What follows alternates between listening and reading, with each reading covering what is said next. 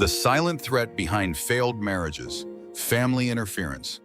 Today, I want to talk to you about one of the biggest reasons behind broken marriages, shattered homes, and increasing divorce rates in our country. This issue is deeply important to me. If you have the time, I highly recommend watching this video until the end. So, what is this issue? It's something that begins at the start of marriage, during engagement, dowry arrangements, wedding ceremonies, and the honeymoon phase, but continues to affect the marriage for years. Family interference in the couple's relationship. The confusion and meddling that occurred during these early stages leave deep scars, and those scars often last a lifetime. Let me explain with a metaphor. Imagine two separate families, two separate houses. Each house has its own boundaries, its own doors. You don't walk into a home without knocking. You don't cross its threshold without permission.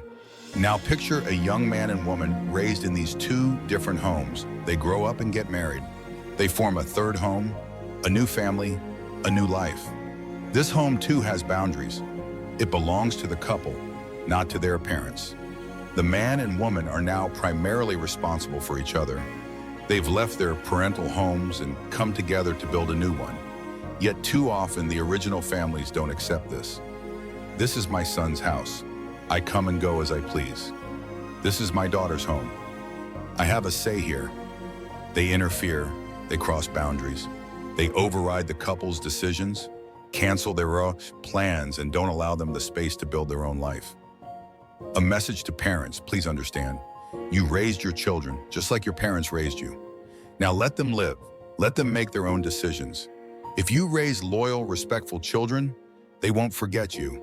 You don't need to fear that, especially to mothers. Please don't constantly call your son during his honeymoon, asking him, "What are you doing?" Every few hours is not appropriate. Think about it.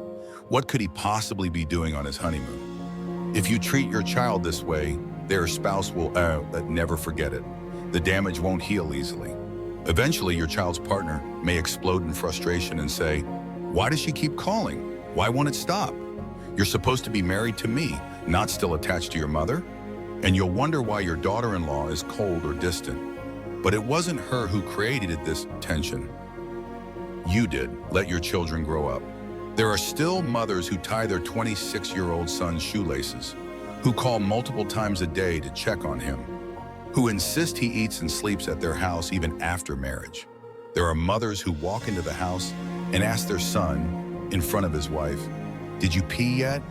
There are mothers who take their grown son into another room after dinner, rub his feet, and put him to bed like a child. This behavior kills a marriage. When a man allows this to happen, he loses all respect in his wife's eyes. He's no longer a man, he's still a boy in the eyes of his mother, and unfortunately in the eyes of his spouse too.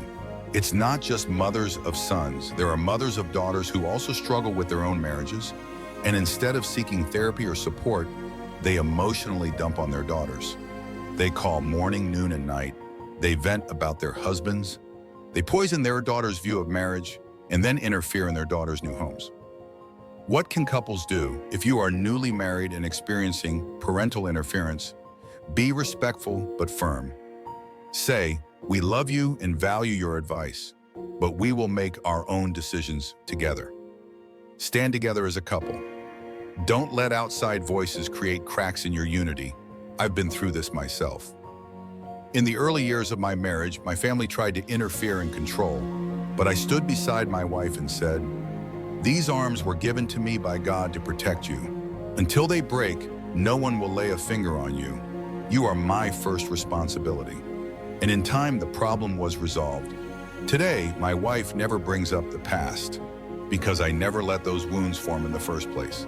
Final words. Of course, we respect our parents. They are our crowns. But that doesn't mean they're always right. Respecting your parents is not the same as tolerating their mistakes. If you stand tall, not rebellious, and draw clear boundaries with love and firmness, you will protect your marriage. Let me leave you with this. If you are the Sultan, ascend the throne. But if I am the Sultan, I command you, lead the army. A man who can say this to his father is a man who can conquer empires. Yes, our parents deserve love, respect, and honor. But they too can be wrong. And if we don't protect our marriage from their mistakes, we may spend the rest of our lives apologizing to our spouse, saying, "I didn't know, I didn't see it, I couldn't protect you. I'm sorry." If you want your marriage to be strong from the start, protect its foundation. Respect parents, but protect your partner. If this message resonated with you, don't forget to subscribe to the channel. Your support helps us reach more people with these important conversations. Thanks for watching. And remember, strong families start with clear boundaries.